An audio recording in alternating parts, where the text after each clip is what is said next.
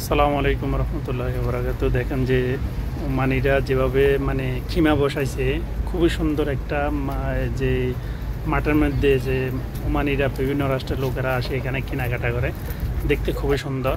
দেখতে দেখতে চলেন, দেখতে দেখতে সবাই ওই চোখের একটা আনন্দ লাগবে, মুখ সবার থেকে আনন্দ লাগবে। দেখেন খুবই সুন্দর।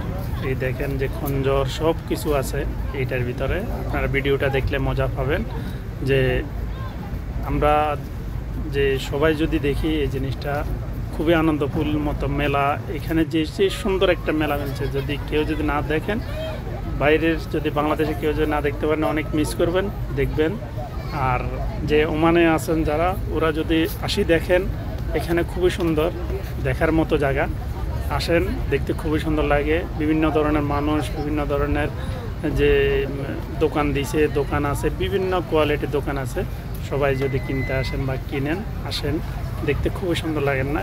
কেনার জন্য না, সবাই দেখার জন্য আসবেন।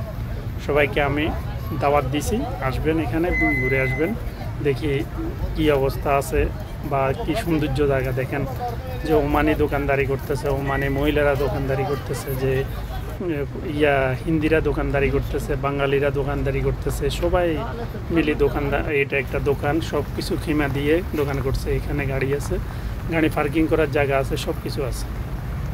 যদি আপনারা সবাই আসেন, দেখলে অনেক উপভোগ করতে পারবেন। উপভোগ করেন, দেখতে খুবই সুন্দর।